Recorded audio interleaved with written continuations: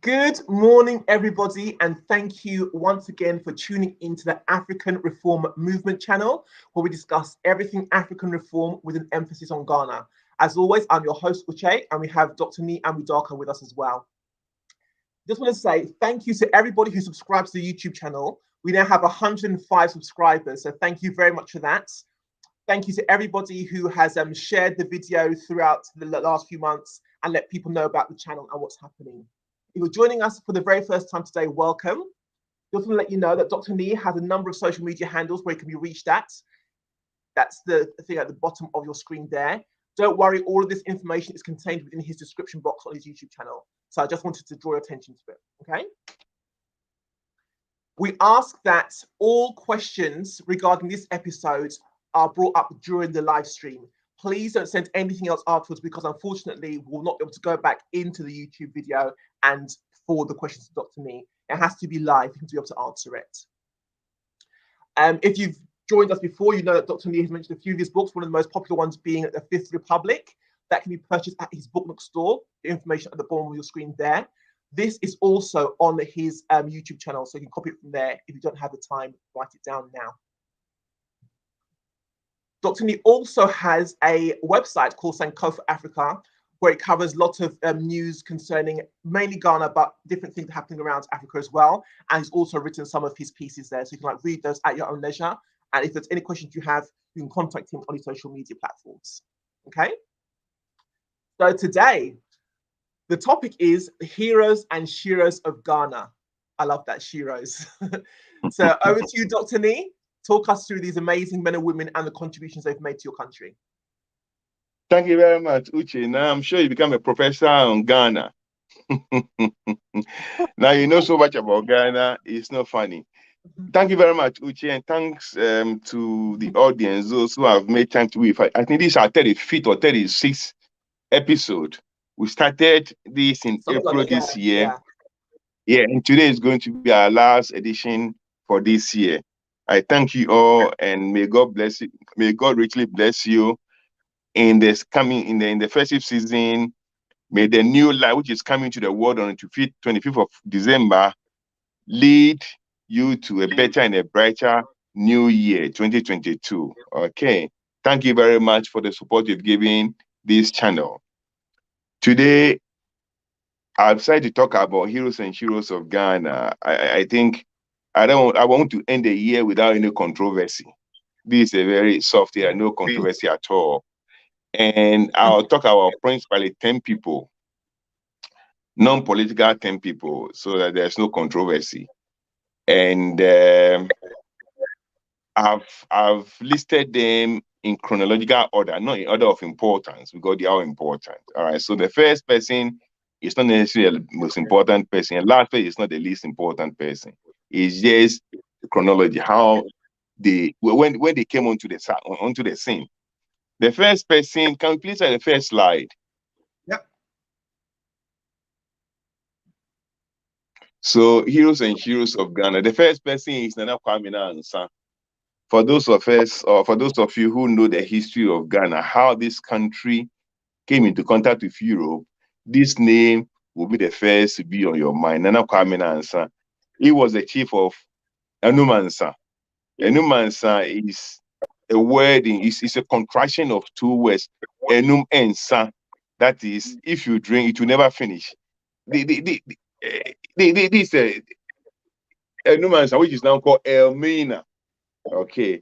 Now Enumansa means that, or he said that there is a river there that people cross from the coast to the hinterland. And that river was always there 24/7, 12 months of the year, 3 and whatever, it's always there. So they say Enuma Ensa. If you drink, this is a place which does not dry, it doesn't go dry. Okay. But now it's called Elmina because the Portuguese named the place the mine. Elmina. All right. Nana Kwame Nkrumah in 1472, a gentleman called Don Diego de Azambuja came with a crew of about 500 people. And the midst of the crew was one person called Christopher Columbus. Have you heard of Christopher Columbus before? What he did in America, he had an experiment in Ghana. Yeah. Okay. Now they came to Elmina or to Anumansa, and they met the chief there. In their discussions, they asked for a place to build a warehouse for their king in Portugal. Initially, the king hesitated, and he gave them a proverb which says that he knows that by the time he gives he says they are coming with a request to get this small piece of land, but he knows that like the sea waves, if you give the sea waves some chance, before you realize the sea wave would have conquered and overshadowed every place, every part of the land. And that's what he feared this is what we're going to do to us if he gave them the plot they were looking for.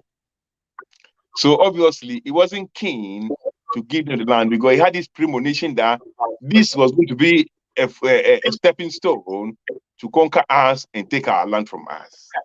And the king, the chief, was right.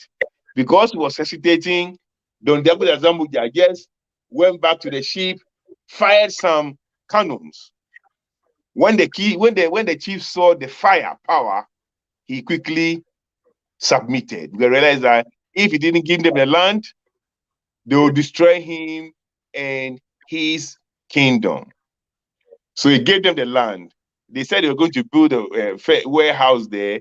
That warehouse became the castle called the Elmina Castle. And that was the first slave castle on the coast of Guinea. What Nana Kwame Nansan saw that once they get a foothold here, they will take over. In no time, Portugal took over. And now, when the slave trade started, that was the first slave castle, not only in Ghana, but in the whole of West Africa. We had a wise king who only submitted because he couldn't fight the firepower of the white man. Not because he was stupid, but because when they volleyed the cannons into the air, he realized that, look, I better reason. I had no choice. So that's how our contact with Europe started. Today, we are at the same level. Over 500 years, we are at the same level. We are powerless. We are powerless. I would have thought that we will know that if you are powerless, whether you like it or not, you'll be governed by those who are powerful. Not because of the color of our skin. I don't believe that nonsense.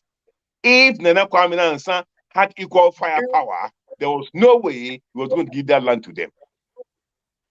He would have bombed them, he would have killed all of them. But he didn't. He lacked power. And today, we still lack power. We don't understand, do we? All right. We have failed to learn that lesson. 500 years plus, we have failed to learn that lesson. And we make noise about color of our skin. It's not a problem. The problem is that we lack power. And I'll tell you, the next person will tell you why it's not the color of our skin. And that's why I don't take racism at all. It's not part of the equation to solve our problems. The next person called Asomani. Asomani was an Akwamu warlord. Last time I told that I'm an Akwamu man, all right? I'm an Akwamu man. And I'm a Ghan. Asomani was an Akwamu warlord. And when I say Akwamu warlord, in those days, it means that it was a slave raider, okay? That's what he used to do. He would raise slaves and sell them. And where did he get his arms from? He got his arms from the Osu Castle, from the Danish government in the Osu Castle. So now he realized that these bastards will sell arms to him to go and catch his fellow Africans and bring them to them, and he will sell them to them. So he said I was going to teach them a lesson. In 1693, right? Over 400 years ago, Asomani and his thugs, his bandits, they went to Osu Castle. Now, the Osu Castle is about 200 meters from my house. My house, if you throw stuff from my house, you land in the castle. So I know the castle very well. He went to the castle with the idea that he was going to buy guns. But not knowing, he told his people that, hey, hide bullets under your clothes that you were wearing. And when we got to the place where this the store for the guns, just take the guns as if you examine the guns and put the bullets in and arrest everybody. It's power. Okay? Firepower. So as many went there with his troops, they went to the store where the Danish people were selling the guns. Each of them took the gun as if they were examining. They removed their bullet, put in the gun. They say, hey, hands up. They arrested all the Danish people in the shop. They went for the governor, killed the governor, and they took over the castle. And for the first time in the history of black-white relationship, Asumeni took over white people as slaves and matched them to Akamu and gave them to his king. Hey, I've caught these bastards. Use them the way you want. They are my slaves, okay? And he took over the castle and all the slave ships, everything. He was running then Ghana. He put the flag of Asumeni, the flag of Akamu on the castle. He hosted it in the castle, and all the monies were paid to him. In the end, after 1 year, the Danish government came to him to renegotiate the resale of the castle to them. And as many collected money from them, lot of money, he released the slaves from Akamu to be brought back to the castle, and he moved from the castle after 1 year. He was the commander-in-chief of the coast of Ghana for 1 year. He moved to a place called La, which is next to Osu. Then the Danish government, they were very scared of him. They said, no, please, you are too close. You go far. So they had to pay him to go far. And they moved to a place called Ningo, maybe another 30 kilometers on the coast. They said, no, you are still too close. Just leave the coast. So anytime at all, he blackmailed them and he collected money from them. Eventually, Asumeni left the coast and went back to Akamu. Now, what I'm telling you is this. It was the same Asumeni. He looked very much like me and like you. But he knew that what determined relation between nations and people is not color of skin, but power. Power. What Nana Kwame Nkrumah didn't have, and that he succumbed to the Portuguese, it took him from the Danish people into the castle. To amount to anything, you got to have what your opponent has. If it's power, you got to have it. Military power. If it's financial power, whatever power your opponent has, if you don't have it, if you don't take it from him by force, you're not going to go anywhere. Did you learn anything from Asumeni? We haven't learned anything from Asumeni. He took their own guns, put his bullets in, and arrested them and took over the castle for a year. They had to pay him to get the castle back, and they had to pay him twice to leave the coast at all. Only recently, the Danish government came and they said they wanted to build a statue for Asumeni in front of the castle in Osu. The people of Osu objected because in their little minds, Asumeni is an Akan, it's an Akamu, it's not a Gan, so they are not going to allow that. But I will build a statue for Akamu, for Asumeni in front of the castle. Actually, I'll name the place Osu Asumeni Castle, no longer Christianborg Castle, because he took over. We have to praise our heroes. But we are so little-minded that we see Asumeni as an Akamu person. No, he represents the whole of Africa. He taught us that, hey, you know what? These people, are beatable. You can beat these people. Use them, set their medicine to them. But we haven't learned. We're rather competing with him because we are stupid. All right. He was a mighty man. And he taught the Danish that it's not only you who can extort money from people. I also know how to do it. And he started money from there. We haven't learned yet, have we? All right. The next person is called Okaikoi. Now, Okaikoi was a famous king of the Ghana people. Like I told you, I'm a Kwamu man and I'm a Ghana man. Okaikoi was a constitutional reformer.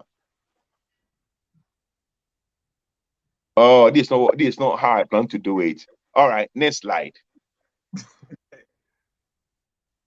I'm getting old, all right? Next slide, please.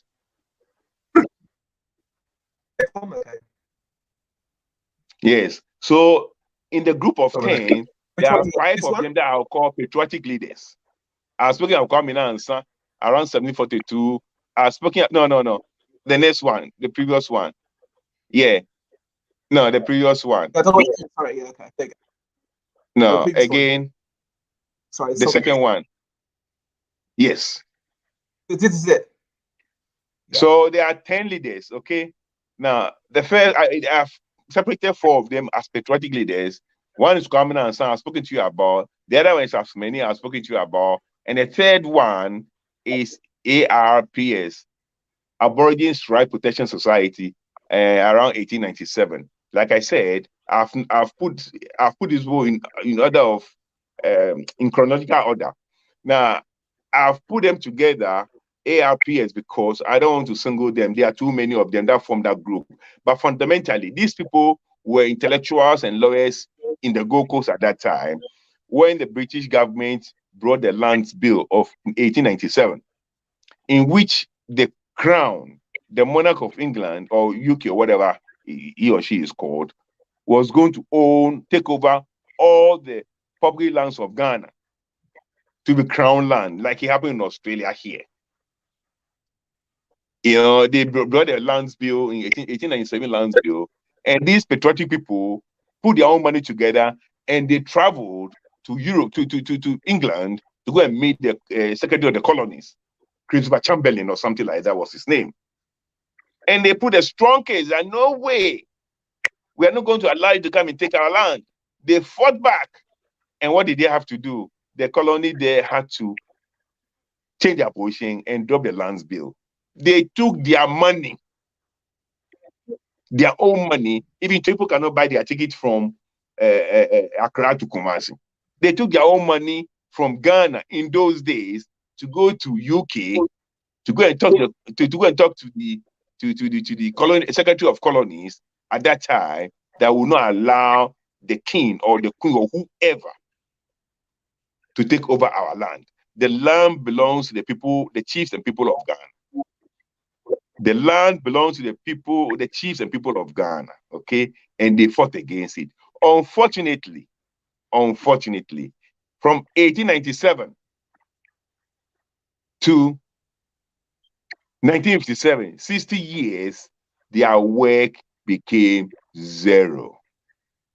The work they did to prevent one person to take over our land came to naught, because the black man came, and the black man brought the Compulsory Acquisition Act. And the black man, the president or whatever he called himself, took over all the lands that the Lands Bill was supposed to have given to the monarch. The black imperialists came and took over. I don't want to be controversial this time, so I'll just leave it there. But what these people did, that prevented the white person, the white monarch, to take over our land. We had the Compulsory Acquisition land that a president of Ghana could take anything in Ghana he wanted.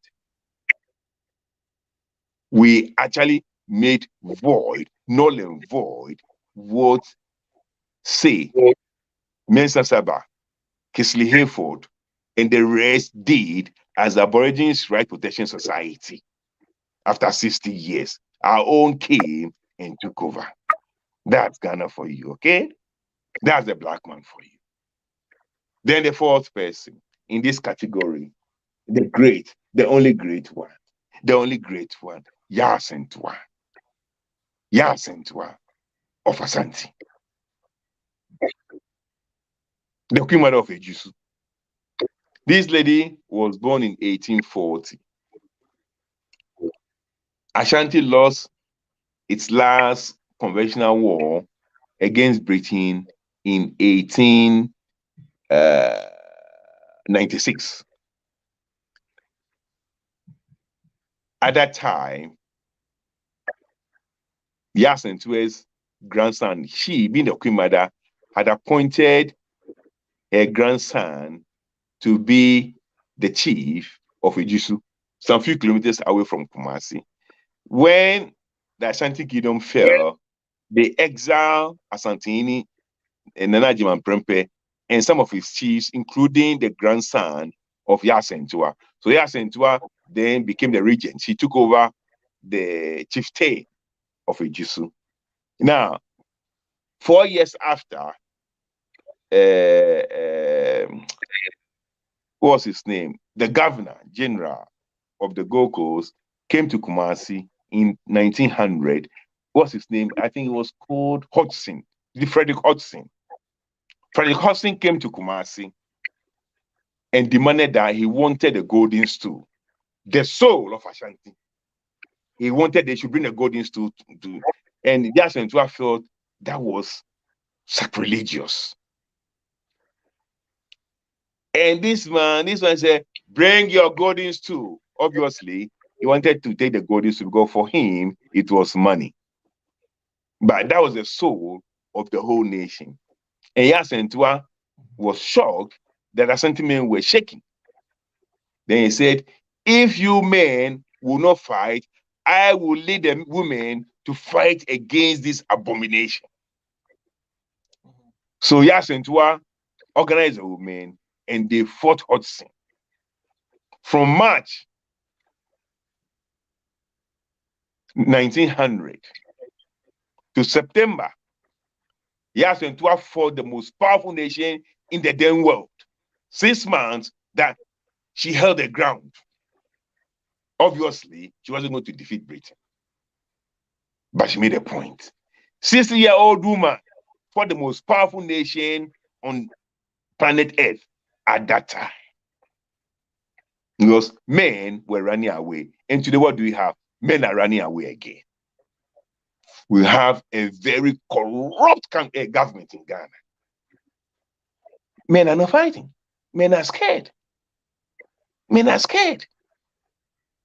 Yasentua, little Yasentua, for the British power, for British imperial power over 100 years ago, 121 years ago.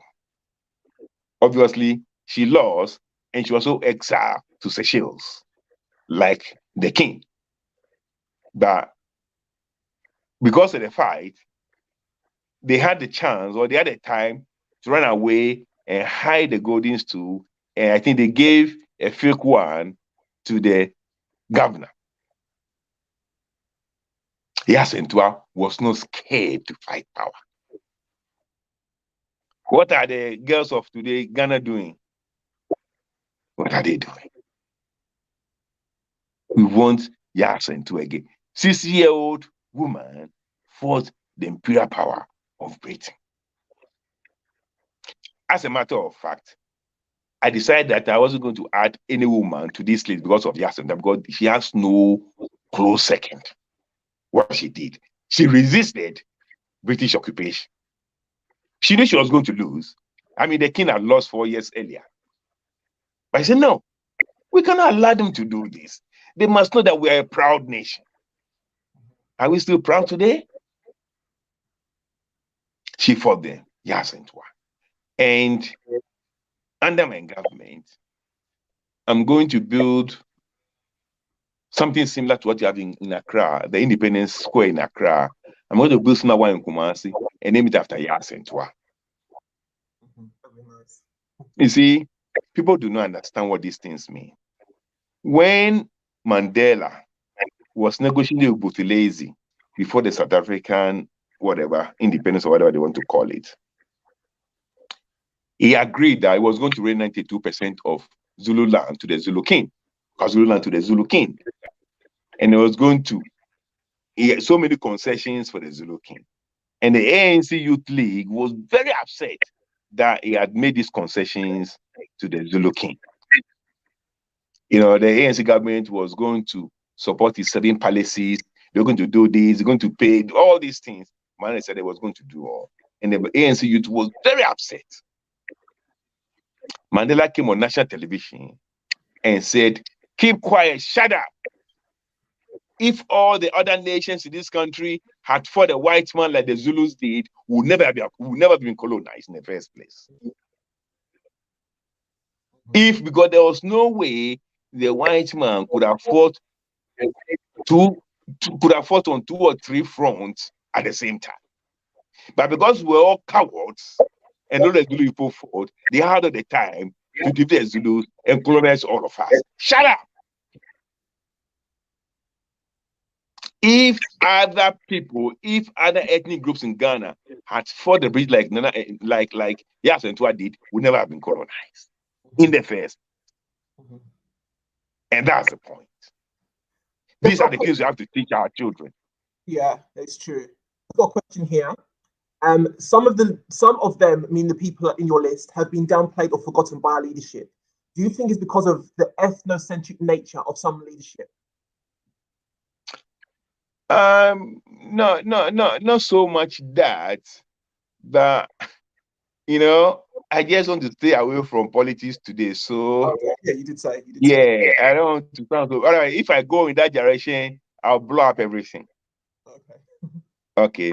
But it's not so much ethnocentrism as it is about one person wanting to project himself as equal to Ghana. Okay. So all relevant history will have to push the background, because if these things come up, then it would diminish the person's own stature. Okay. So it's more of that than ethnocentricity or ethnocentrism. Okay. Now, next slide. So we had the Patriotic Leaders, and then we had the Transformational Leaders. And Okaikoi was one. And again, this is not in order of importance, it's in order of occurrence. Okay. Okaikoi died 1660, according to Amamate. He was a Ghana king. And when he became king, his father, Momponkain, was assassinated by his own people, all right? And then the mother took over as a regent because Okaikoi was too young. And the mother also was assassinated, Dodiakai. I was going to talk about her, but I decided, no, I'm not going to put it alongside Yasentua. It will diminish Yasentua. Okay. But I'll talk about Okaikoi. Okaikoi actually established the first Supreme Court.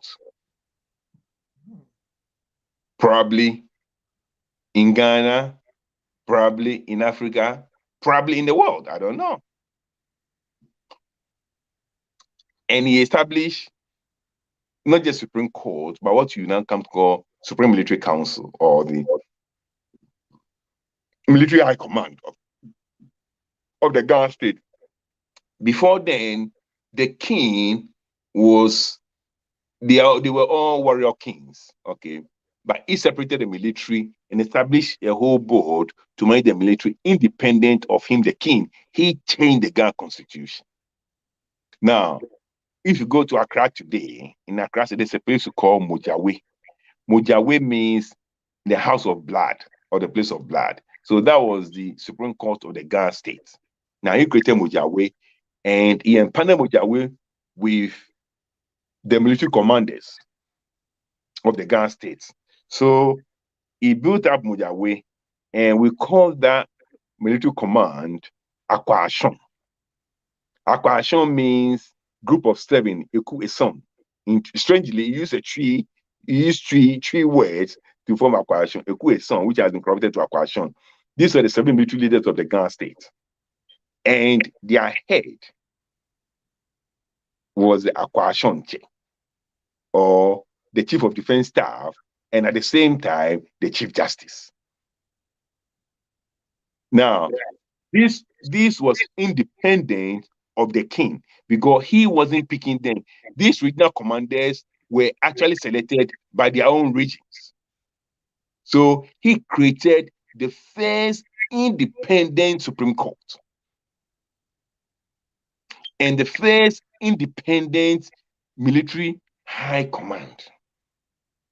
Now, he was not in charge of them, but they swore allegiance to him and the state. Now, if we are very serious about independence and good governance, we have learned about how to create independent judiciary from the Okaikoi experience. But we don't want that. We want to control the judiciary because we are all corrupt. Okaikoi died 1660. Over 350 years ago, an African had a mind that the judiciary must be independent. Today, we are in Ghana, we have 18 members in our Supreme Court, whereas America has 9 and Australia has 7. Even Britain has 12. And there's a historical reason why Britain has 12, because until recently, the Supreme Court was part of the House of Lords. There's a history behind that. Australia has 7, America has 9, UK has 12, small Ghana, poor Ghana, beggar nation Ghana has 18. And out of the 18, 8 have been appointed by this particular president alone. He alone has appointed 8 when the whole of Australian judiciary, Australian Supreme Court is only 7. And when the whole of America Supreme Court is 9, he alone has appointed 8. And they all answer to him practically. But over 350 years ago, an African king knew that to run a good state, the judiciary must be independent. So he allowed the regions to appoint their own military leaders, and then they constituted the military, the Supreme Court panel.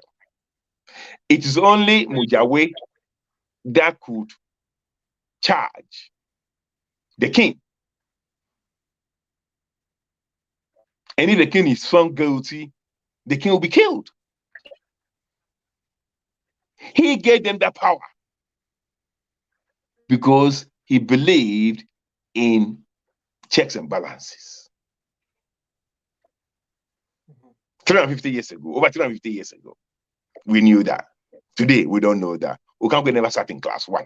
So the problem is not going to university. That's not the problem. Okay. A generation after Okaikoi came the most powerful deity in the whole of Africa. A man called Anokye and his friend called Tutu. These 2 people founded the Ashanti Federation,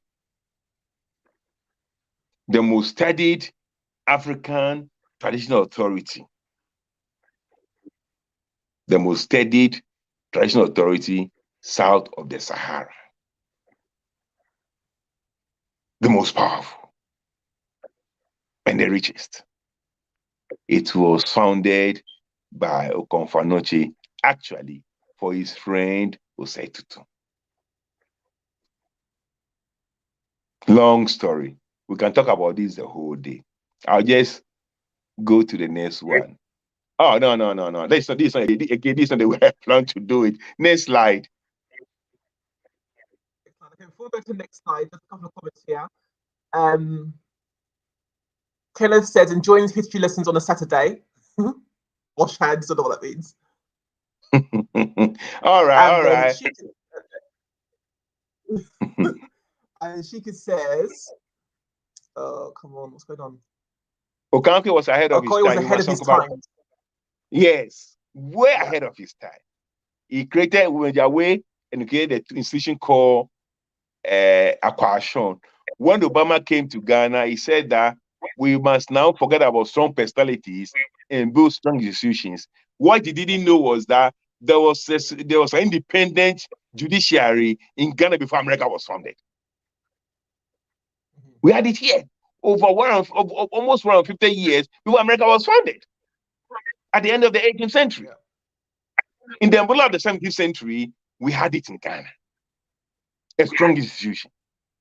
But where are we today? All right, we've spoken about this constitutional reformer, Mojawe and Akwashon. Next slide, please.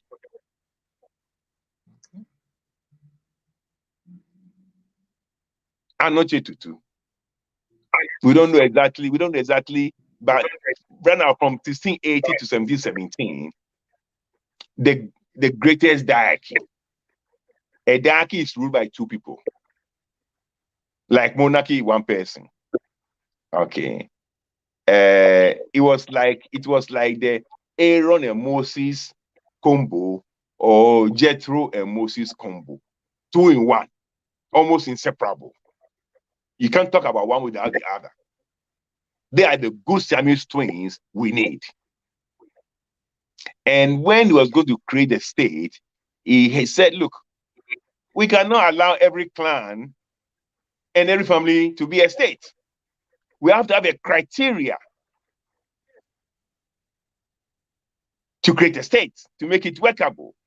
And he decided that every clan or every group that was able to produce 10,000 men for war and was able to give a certain amount of gold dust for the war machinery was qualified to be a state.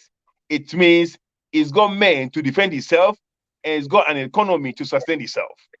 You don't just get up and create regions and states because some tribal warlords want it or create districts for whatever reason. No. Over 300 years ago, Anokye said, no, if you want to build an empire, the empire must be based on power, financial power, and military power. So if you want to be a major partaker in this state, you must have to provide men for war and money for war. Full stop. Those other clans that could not provide this had to be sub-clan. They had to go under the ones to join them as sub-chiefs. So you can only provide 1,000 people. All right, go and join the one that can provide 10,000 and become a sub-chief there. So that's how you construct. I'm talking at somebody who never went to class 1. Who never went to class 1. That's how he built Ashanti. And after 300 years, Ashanti is still powerful than the state of Ghana. Common sense, not by heart. That's how he built Ashanti. That's how he came to amount to the 5 principal states. So he ended up having 5 principal states of Ashanti as the building blocks of the new federation. How did he choose the head of the federation? He gathered all the people there, all the chiefs, and he said, look, I was going to command a stool from heaven. And whoever slap the stool will fall on will become the head of the new union. It did all his whatever. And the stool descended from the sky, and the stool predictably fell on his friend's lap. Tutu, who was then Kumasi Hini. So the Kumasi Hini, one of the 5 principal states, became the Asante Hini. The Kumasi Hini, one of the 5 principal states, became the head of the federation. And that's how, because they all swore that they would agree, they would accept whoever the stool falls from his laps, they couldn't reject his friend. By his psychology, he tricked them, and the stool didn't fall anybody by his friend. And that's how the Asante was established. Through a conformity agreement that, you know what, we are going to do this. Will you accept that whoever the stool falls on his lap, it means that he's the one who has been chosen by the gods to lead you, okay? And they all agreed, and the stool fell on his friend's lap, and he became Asante, as simple as that. But it didn't end there. He knew that Asante alone cannot govern. So he created Asante Manshiamu, the Council of State of Ashanti, where all the principal states, all the paramount chiefs of the principal states and important chiefs will gather once in a while, once in a year or twice a year or whatever, to discuss issues about the federation. So he actually created a council of states. And the members of the council of state were not appointed by the Asante Nii because every paramount chief was his own. Asante Nii actually was like Promus Inter Paris. He didn't appoint the other principal states, the paramount chiefs. They had their own election criteria, they had their own election procedure, and each principal state elected or appointed its own paramount chiefs. But once a year, they will all gather. Once a year, they will all gather at the Council of Ashanti to discuss everything about the state and to solve interstate problems. Okay. After that, everybody went his own way, and everybody controlled his own paramount state. Everyone control his own principal state. Today, we say we have the Council of State in Ghana. 60% of them have been appointed by the president. 300 years ago, Asante had an independent Council of State that could sit down with the king, discuss things equally, and plan the country properly. Today, the Council of State we have, including its chairman, appointed by the president. Rubber stamp. Since 1993, when we started this joke of a democracy, the Council of State has not even once disagreed with the president. Not once. What a joke. What a joke. 300 years ago, Anokye knew how to build a Council of State that will be responsive to the needs of the people, not the needs of the president or the king. And that is why under democracy, we have a new Council of State called Ghana Manshiamu, modeled after Asante Manshiamu. That's why we say Sankofa, go back, go back, go back.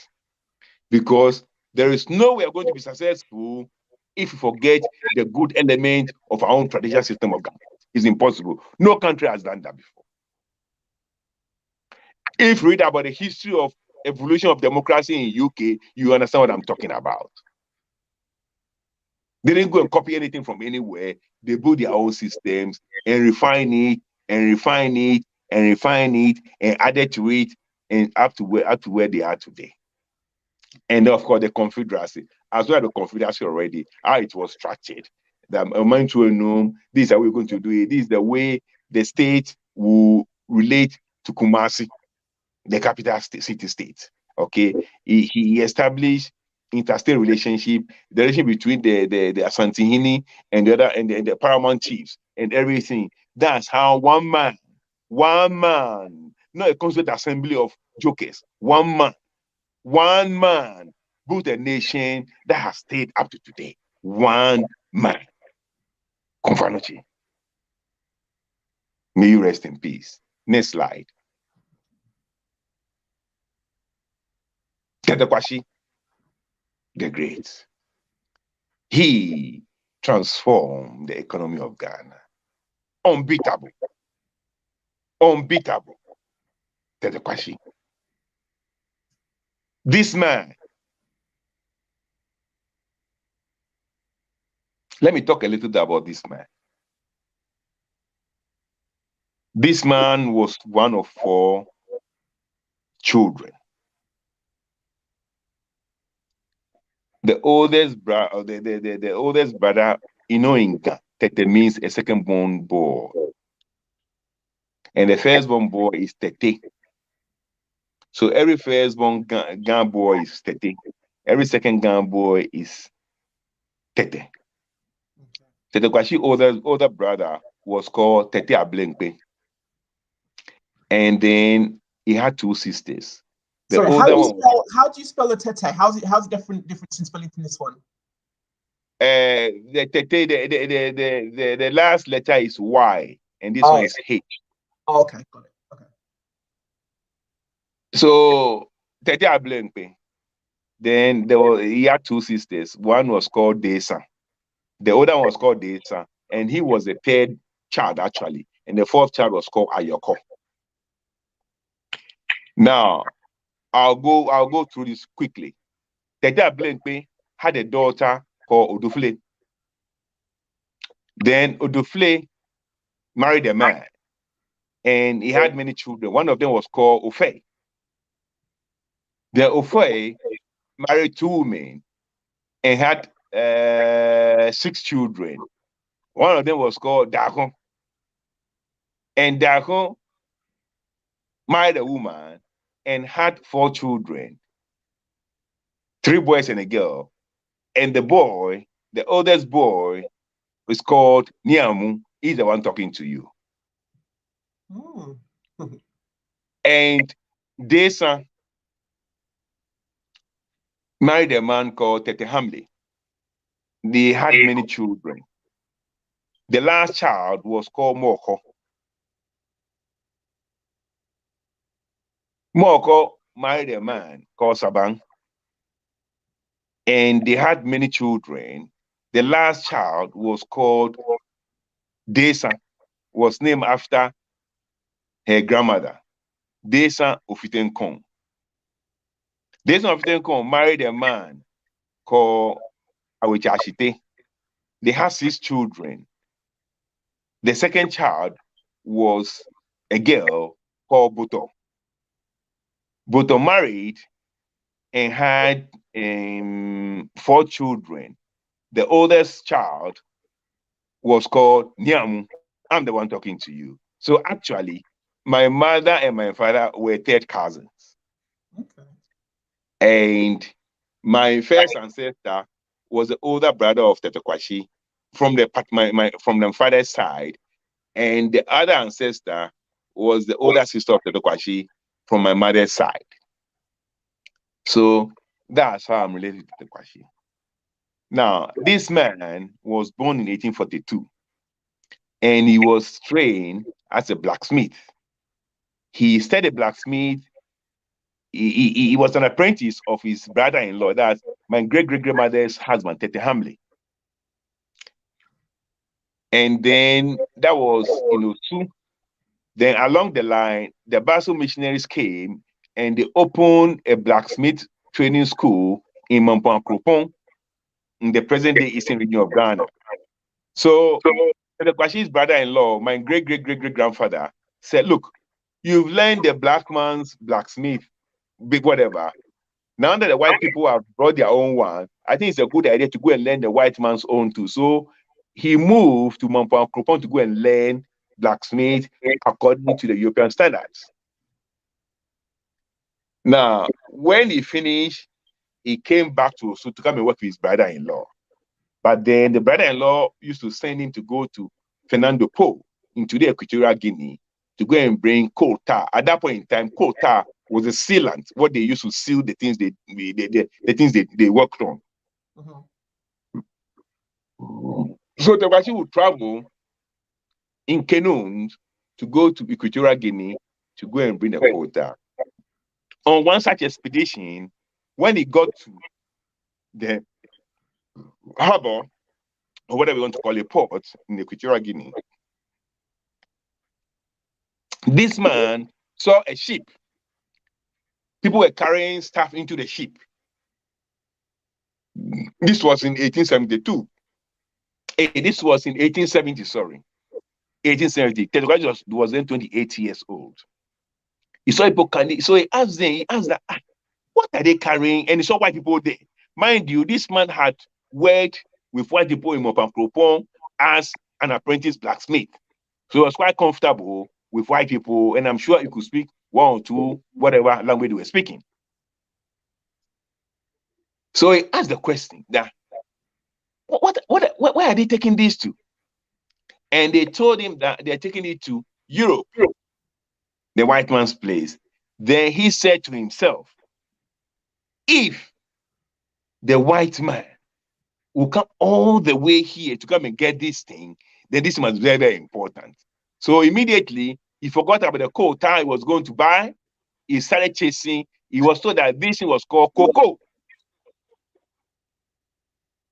He said, if the white man will come all the way here to come and pack these things to his country, then this thing must be very, very important. I want to know where they got it. So they were told, it was told where the cocoa was coming from. He went straight to the cocoa farm and he said he wanted to work there. So they employed Tetteh Quarshie as a farm hand in Fernando Po. Now, Fernando Po, even today, Equatorial Guinea is a village.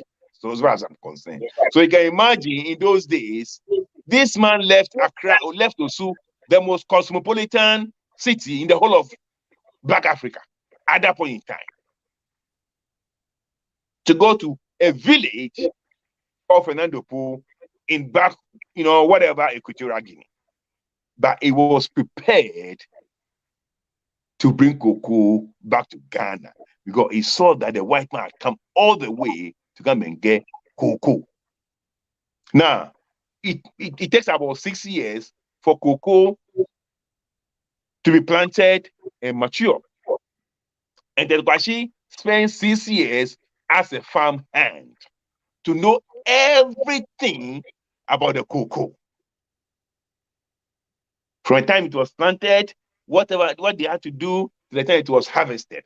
6 years. That's how long this man sacrificed, 28-year-old man sacrificed of his life to study cocoa and to bring cocoa to Ghana because he believed in the power of a seed.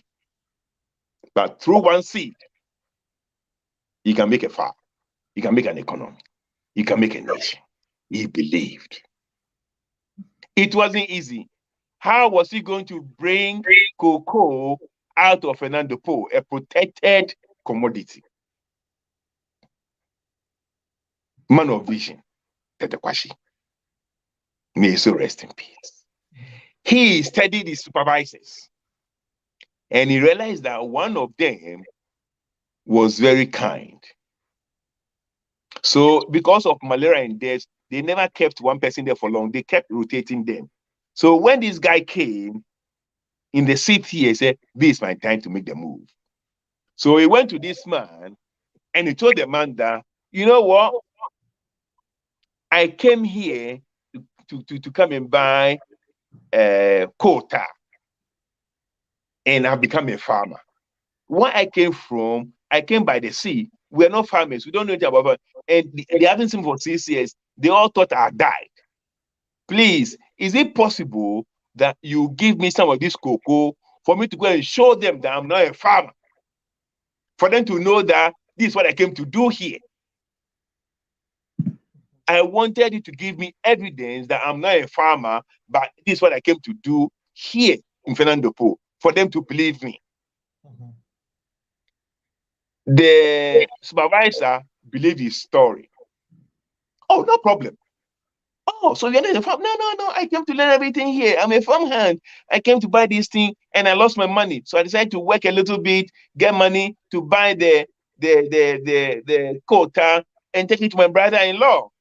So this man believed him and he gave him cocoa pods. No, take, go and show it to your people. And that's how Tetteh Quarshie took cocoa out of Fernando Po. Some liars and revisionists are saying that, oh, he swallowed the cocoa, and when he came to Ghana, no. How can you swallow cocoa and the cocoa will stay in your belly for 3 months or whatever it took to travel from Fernando Po to Ghana? They actually gave him cocoa pods to bring to Ghana to come and show his people. And then on top too, he bought the quota because he had some money. When he came, he told the people, that's a long story. But when he came, basically, he told them, no, I'm not a farmer. I'm not a farmer. This is what I went to do. They couldn't, it was high drama because they thought he had died. There was no WhatsApp, there was no phone, there was nothing they could write. I'm talking of 1876. This man stayed outside for 6 years because he believed in the seed. When he came back to Accra, when he came back to Osu, he started one day. I'll take people to when we're growing up, where he planted the first cocoa seeds is just immediately behind our house, our family house. Immediately. And then his store, where he had his drums and things, was next door to our house. We used to go and play there. And so this is Tetteh Quarshie's drum. I mean, it's a whole story. But anyway, when he came, he planted the seeds in Osu. But it wasn't because the soil was too salty. So after 3 years, when he couldn't really get the seedlings up properly, you know what he did? He left home again. This man believed so much in the power of the seed, believed so much in his vision that he left home again. Now, he realized that the weather and the soil of Fernando Po was very similar to that of Mampong Kropong, where he did his blacksmith apprenticeship with the white people. So he left home again and he went back to where he did his blacksmith apprenticeship, and he built a farm there. The Kropong people welcomed him back. He built a farm there and it was successful. The farm is still there. The farm is still there today. When my mother went to do her nursing at the Tetteh Quarshie Memorial Hospital, built in his honor in that place, she used to go and work on the farm. The farm is still there. One man, today, he came with a vision. He believed in a seed. And that's what I talk about the 7 characteristics of, what's his name? Tetteh Quarshie. 1, the man was flexible. The man was super flexible. He went to Fernando Po to go and buy coal tar. He changed to become a farmer. So those of you in the diaspora, you may want to go to the diaspora to go and do one particular thing, but open your eyes because there could be a cocoa for you. Don't be stuck on one thing. Open your eyes. Be like Tetteh Quarshie. If you find your cocoa, forget about why he went there. Be flexible. And he was so flexible, he went to be a farmer. The next thing is humility. This man from Osu, who was not struggling, a successful blacksmith, but when he went to Fernando Po and he saw the difference that cocoa could bring to him and his nation, decided that he was prepared to become a farm hand. He was prepared to become a laborer. So if you're in the diaspora and you know what you are looking for, humility can lead you into greener pastures. The next thing about Tetteh Quarshie was that he was insightful. The moment he heard that these cocoa bags were being sent to Europe, he said, it must be of good value. If the writer will come here all the way to come and look for this, it must be of a good value. He lived with a white man, he studied them, and he knew they would chase whatever they believed was good value. He didn't hate them. Like some people came making all the noise, colonialist, imperialist, this and that. No. They opened his eyes to what good value is. And like Agri, he said, if I should reincarnate, I'll come and teach my people the great things I've learned from the white man. Only great people learn from other people. And the fourth one, he was observant. When the crop failed in Osu, he said, no, Mampong is very similar to Fernando Po. When the crop failed, he didn't sit in Osu and cry. Today, you have people who go and study PhD or whatever they go and do, wherever. They come back to Ghana and they wouldn't want to leave Accra, even if they do not find job in Accra, because they don't believe in anything. Ghana doesn't believe in anything. This man came back his own Accra, and when he wasn't successful with his vision, he left Accra. Today, you have people who are from the poorest and the remotest part of Ghana. Government will give them scholarship to go and study something somewhere. They will come with their PhDs, and they will not even go back to their own people to help them. They have to sit in Accra and beg for political positions. They have to sit in Accra and bootleg. Waste of time.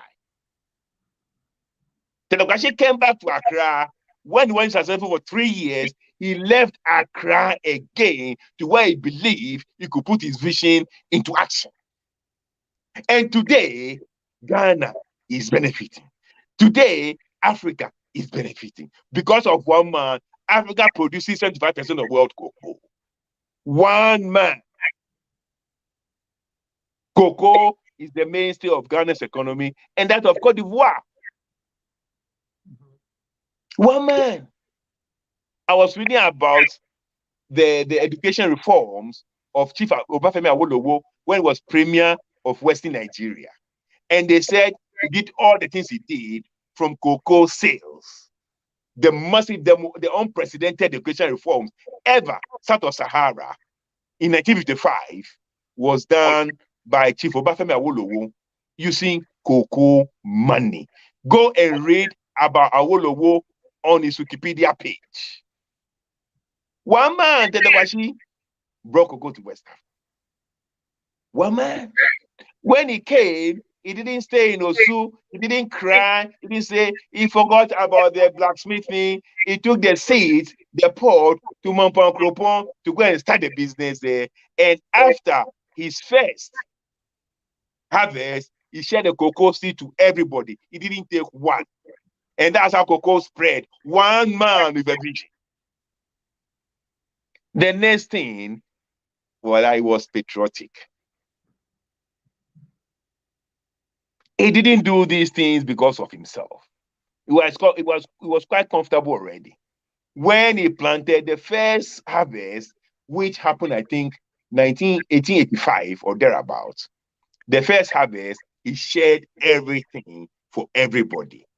So there is host who gave him the land, and that's how cocoa spread.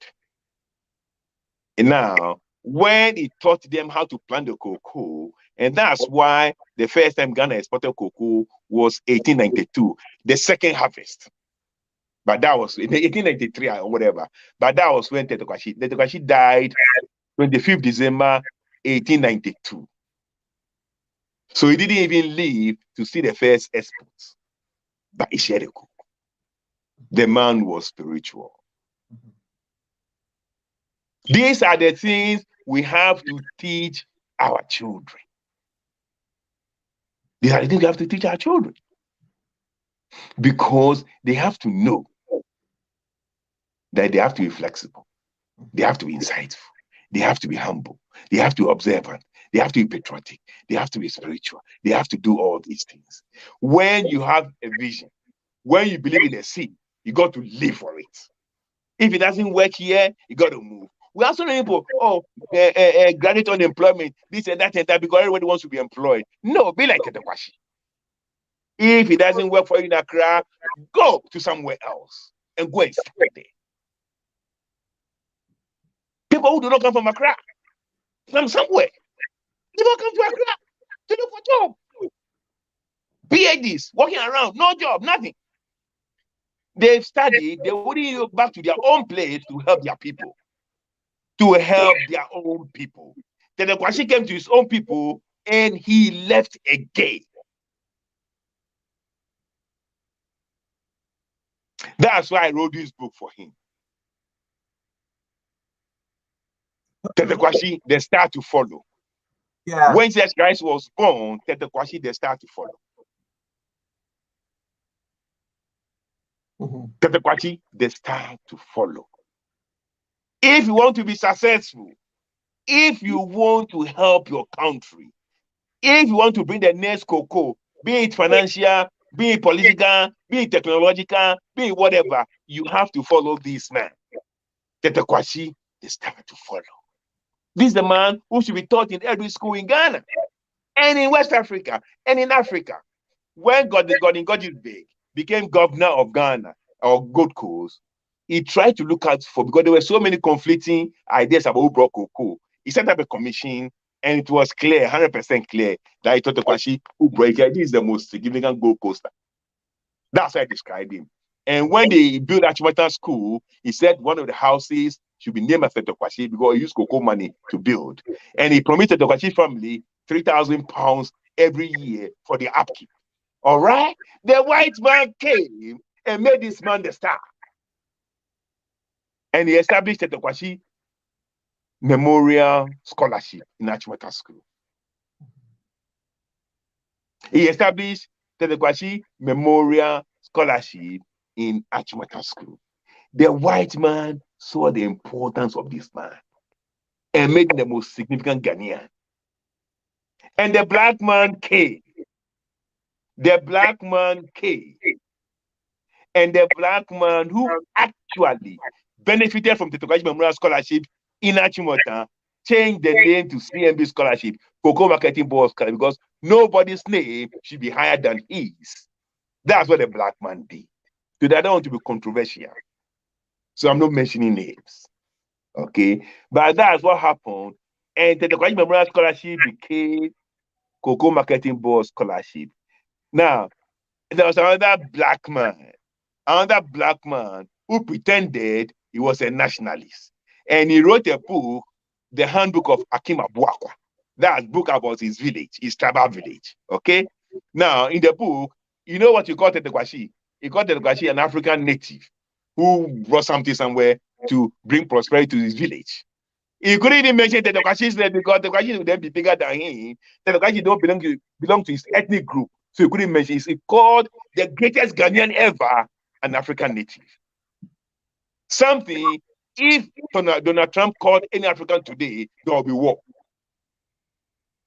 He called Tetteh Quarshie an African. He couldn't mention his name. This was in 1928, 3 years before Godjibe said, this is the most Syrian gold coaster. He got to the African, he couldn't mention Tetteh Quarshie. He called him an African native. African native, right? I don't sound controversial, so let's leave like that. But right, so that's the way we are. We've gone over an hour. We just briefly get it's the 7 characteristics. Never go to the last slide. Yeah, that's the last. Oh, is that the last slide? No, there's one more. Okay. Next slide. We can talk about. If you want to know about the Ghanaian story, buy this book, Tetteh Quarshie, the star to follow. You know, when Jesus Christ was born, the wise men followed the star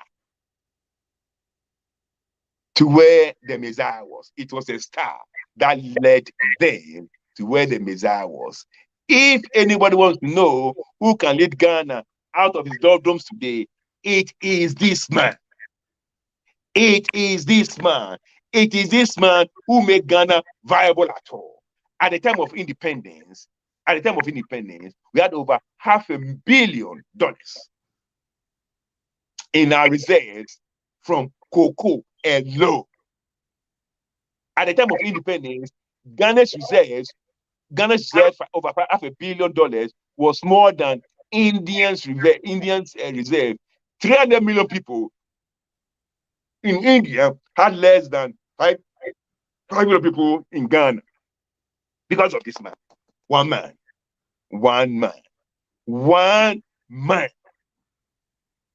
And when we are talking, we have political opportunities running around. The Messiah himself, the Messiah, the whatever Messiah they call him in Ghana, the Redeemer, whatever they call him. He wrote a book about himself, his autobiography, which he named Ghana. I'm talking about Kwame Nkrumah. He wrote about the Ashanti problem, I think chapter 7 or chapter 8 of his book. And the Ashanti, he spoke about how Ashantis tried to be possessors of their cocoa. Cocoa was then giving Ghana 68% of Ghana's foreign exchange. He wrote that whole thing without mentioning Tetteh Quarshie's name, the one who brought the cocoa, because nobody should be bigger than him by a lie by. This is the man who made Ghana, Tetteh Quarshie. Nobody can challenge that. This man. Next slide.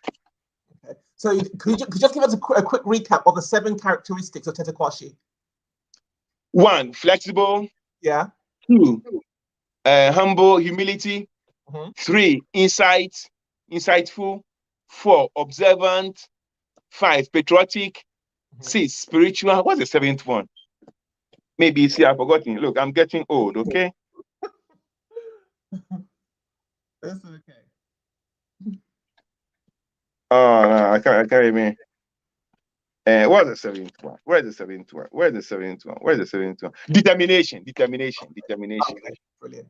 Yeah, determination. You have to be determined. You may fall the first time, you have to get up. You may fall the second time, you have to get up. You can't stop if you believe in the seed. Mm-hmm. You can't fall.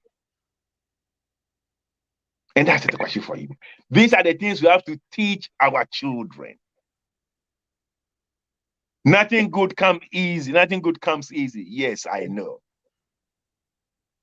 But I'll keep trying. Nothing good comes easy. The harder the battle, the sweeter the victory. And that's the question for you. Now we have the Trinity of Transformation, 1919 to 1930. Great people. Great people. Gordon Gudgisbeck. I've included him because he's the most important. Gordon Gudgisbeck, a Canadian British, who was our governor from 1919 to 1928. Beginning of January 1919 to December 1928, 10 years. He brought all the development we have. He laid the foundation for development using cocoa money. Cocoa money. He built the first deep sea, what do you call it, deep water, whatever harbor in Africa, in Takoradi. He built Achimota School. He built Kolebu Hospital, where I was trained. He built Children's Hospital. He built Makola Market. He built Osu Market. He built Adraka Market. He built 4,000 roads, 4,000 kilometers of road network. He extended the railways to Kumasi and everything. He connected Kumasi to Takoradi. He created all. Gordon Gudgisbeck. Just raising cocoa money. And he revived Tetteh Quarshie. Tetteh Quarshie had died in 1892. He went back and brought him alive and made him the most significant Ghanaian. The white man did that. The white man did that.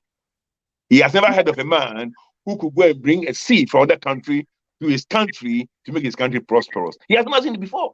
Never read that before. But one man did it. So he brought him.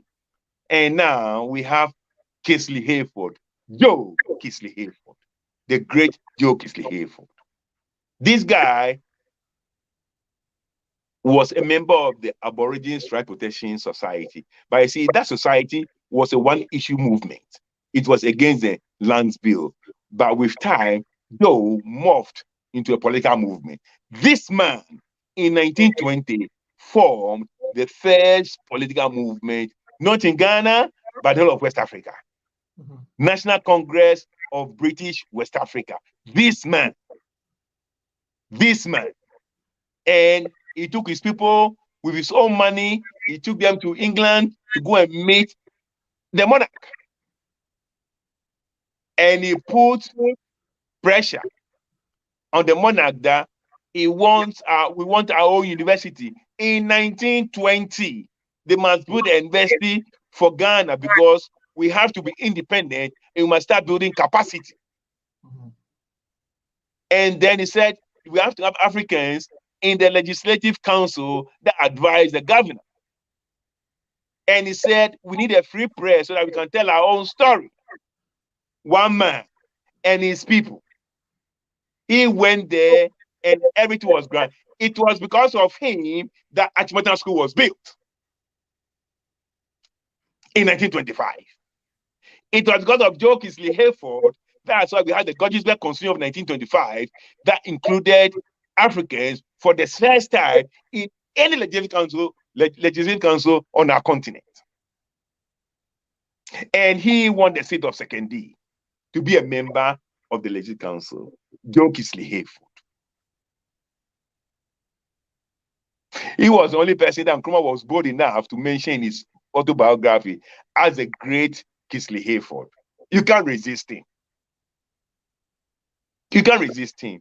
And to add to all, he wrote a book called Ethiopia Unbound, the first English book written by an African native, by an African. The first book in English, yes, Joe Kisley. He wrote other books, but the first one, Ethiopia Unbound. I can't find it online to read, but I'll keep checking. Ethiopia Unbound, Joe Kisley Hayford.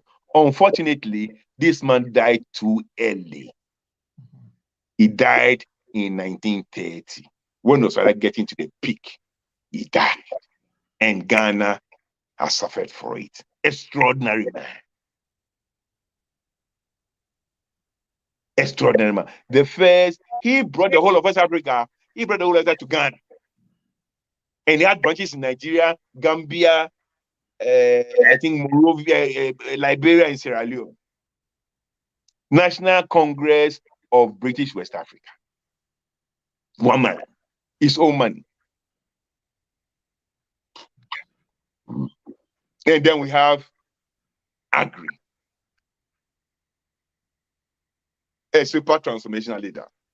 Now, Agri, just like Godisberg brought back Tetteh Quarshie from the dead, Agri, Godisberg brought Agri back from America. Godisberg looked for the best. He brought Agri back from America. Today, Ghana government is fighting Ghanaians in the diaspora, saying they are dual citizens. Because we are stupid. You know that? You know what I mean? Absolutely stupid people. Godisberg brought diaspora Agri to come to Ghana to come and manage Achimota School. Today, we are fighting the Agris of our time. So we are stupid. Absolutely stupid. The white man understood talent, Godisberg. So he brought Agri. And Agri performed. Agri of Africa performed. He made Achimota a co-educational institution. Godisberg was going to make Africa a boys' school. Say, no. When you train a man, you train an individual. But when you train a woman, you train a whole nation. You cannot do that. We need to have women here. And he created Achimota the way it is today. Agri of Africa. If you hear that saying anywhere, it wasn't the white man who said it, it was Agri who said it. And Godisberg, the white intelligent man, accepted it. He made Achimota co-educational. Go and advise the president of Ghana today and see what he will tell you. Because we are stupid. I'm telling you. Not only that, he gave the logo of Achimota School, the black and white keys of the keyboard. He said, no way of escape. Black and white must live together in harmony. If you play only black keys, you hear one monotonous sound. If you play only the white keys, you hear one monotonous sound. If you play both keys, harmony, perfect harmony.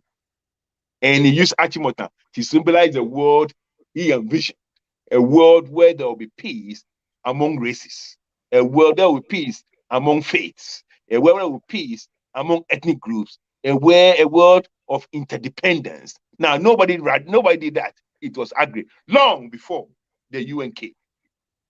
Long before the UN came, an African, a Ghanaian did that. May Agri rest in peace. So now, for me, whatever I do in Australia, and he said that if you should reincarnate, he will come back as a black man and teach a black man the best things he's learned from the white man. Only the best is good for Africa. So, Afrimocracy, all the things I talk about that I learned from here is neo-agrism for me. Is reliving the agri dream. Brothers and sisters, as we are ending this year, I want all of you to take your time and pray for yourself, pray for your family, and pray for your country, Ghana. That if not you, your children will be like these people I have discussed. Your nephews, your nieces, you whatever, they should be like this, because I'm telling you, this country called Ghana has no hope if you don't go back and be like this. Merry Christmas and Happy New Year to you all. Thank you so much, Dr. Nii. Okay. Oh, no, this one. Okay, so I've got one comment here from Kenneth. It says, many from the diaspora have tried and are still trying, but the enabling environment defined typically by tribal and political lines hinders these brilliant visions. Yes. But like Tetteh Quarshie, we have to be determined. We can't stop trying. We have to use whatever means to get hold of our country. The economy of Ghana was built from the diaspora by Tetteh Quarshie, one man. And I believe the political economy of Ghana will be built from the diaspora by one person, by one man. By one man. It doesn't take two people. It doesn't take three people. It takes one person with the correct vision, with the correct insight, with the correct determination, with the correct sense of patriotism, with the correct sense of spirituality, with the correct sense of humility. People don't believe I'm humble, but I know I'm very humble. Shika will tell you. I'll talk. I also what I want to say, but I know I'm humble because I know what goes on in my mind. Humility is not about timidity. They are two different things. Humility first, accept your humanity, that you are human, you make mistake. Accept that there's superior power, there's a bigger power above you. Any control. So that's why whatever I say, well, God will, if God permits, I'll run the election because I don't have control over my life. I may go to sleep and will not wake up. King David was very bold, was very ruthless, but God saw him as the most humble person. Because humility is not about timidity. I will never be timid. I will never be scared of anything or anybody. Any gun, nothing. I know when it comes to understand the universe, in the mystery of the universe, I'm a small person. Very humble about that. Very humble. People say, oh, yeah, look at him. He knows, he thinks he knows. I don't think I know too much. I just know enough. I can tell you that. And nobody's forcing anybody not to know enough.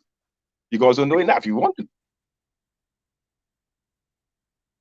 Yeah, because I decided to go and learn about education in Nigeria and to learn about what Chief Obafemi Awolowo did. I wasn't born with that knowledge. If you want to do, you can also go and read. So if somebody has read, somebody knows, and you think that, oh, because he says it, you think it's too much. No, you can also go and do that. I want to know, so I want to read. So I know enough. I don't know everything, for sure. My children even teach me still. But in the coming year, make it a point. Make it a point that either yourself you take up the mantle of Tetteh Quarshie or you inspire others to do that. Go and buy the book. Read about how the man saw life and what he did. So you arm yourself. Like James Madison said, knowledge will forever govern ignorance. And the people who want to be their own governors must first arm themselves with the power that knowledge gives. If you don't have knowledge, you don't have power. I'm telling you. If you don't have knowledge, you don't have power. And power can be military, it could be financial, it could be technological, it could be intelligence, whatever. But you have to have one form of knowledge or one form of power or the other. They must first arm themselves with the power that knowledge gives.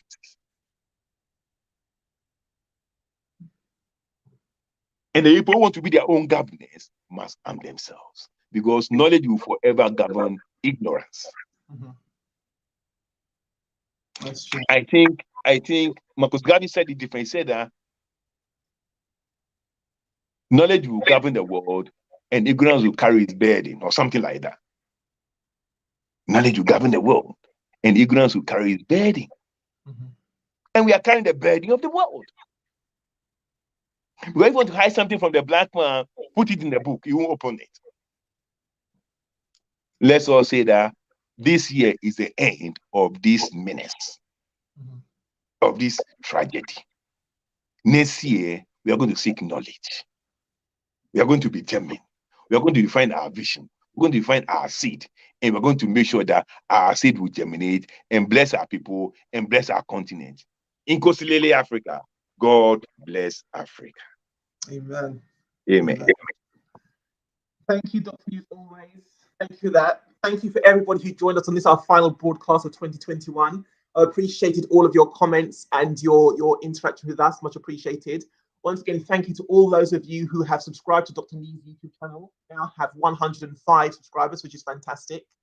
Keep spreading the word, even though we're going on hiatus until New Year. Keep spreading the word, keep sharing this platform, keep letting people know about what's happening here, so they can also start to hear what it is you're hearing, start capturing some of Dr. Nii's vision ahead of the next few years. So have a wonderful Christmas, a blessed time, a peaceful time, and we'll see you again in the new year. Take care of yourself. A happy new year as well. Bye-bye. Bye.